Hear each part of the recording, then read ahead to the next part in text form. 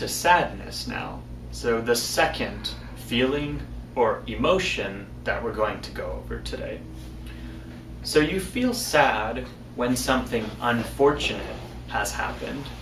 Unfortunate is just a word for bad luck.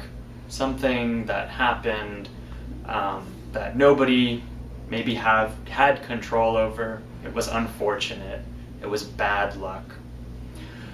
Sadness is more serious and it's more emotional than worry. So it's usually it has a lot more seriousness to it.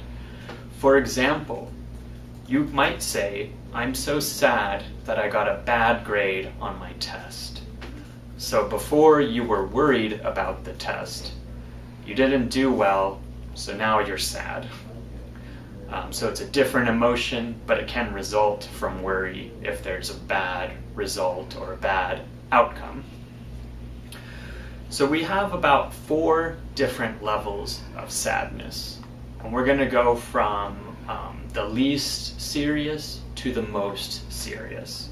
So the lowest to the highest, or most intense.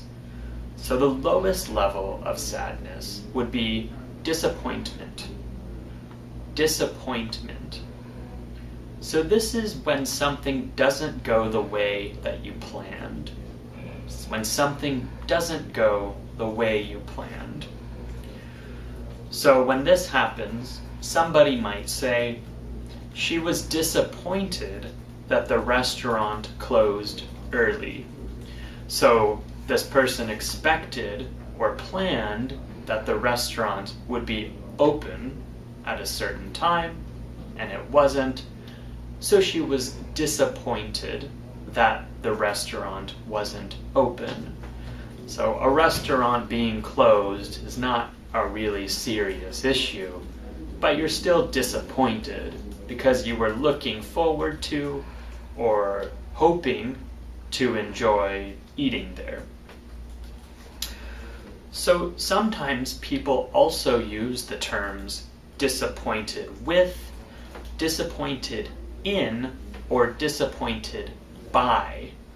Often you can be disappointed with someone or disappointed in someone if they don't reach or stand up to your expectations of them.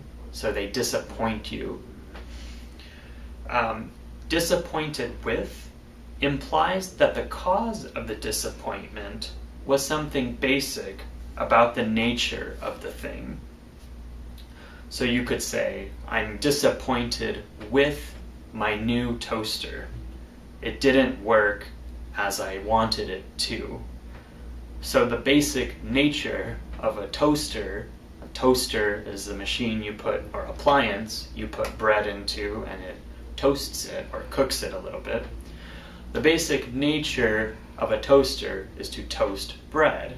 If it doesn't do that, you're disappointed with it. So the with can be used with people, but it can also be used with objects. So with people, if you're expecting somebody to have basic qualifications or abilities, and they don't have them, or they don't live up to them, you can be disappointed with them, or disappointed in them also. So for example, I was disappointed with the second candidate.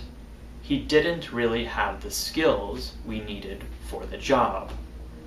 Candidate is somebody who applies for something, so in this case, a job. And we're saying we were disappointed with this candidate because they didn't have the skills, or they didn't meet the expectations that we had. On the other hand, disappointed by usually indicates that someone has done something specific to cause you to be disappointed.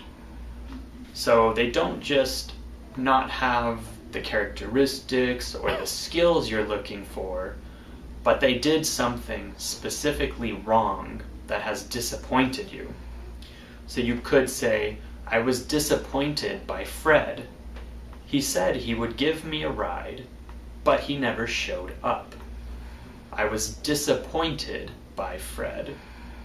He said he would give me a ride, but he never showed up. So in this instance, the thing that Fred did is he did not pick you up or give you a ride, and so you were disappointed by him. The second level of sadness, that's a little bit more serious than disappointed, is upset. Upset. So here's some examples of things you might be upset by. You drop $100 and you lose it. So kind of serious. It's not, as we say in English, the end of the world, but you're upset by it. When you have an argument with someone, so you might be upset after having an argument with someone. So for example, you might say, I feel so upset after fighting with my sister. I feel so upset after fighting with my sister. And somebody might respond to you, maybe you should apologize to her. So with upset, you can just say, I feel upset about whatever. Or you can simply say, I am upset, or I am upset because, and give a reason. The third level of sadness that I want to talk about is being heartbroken or having grief. Grief. So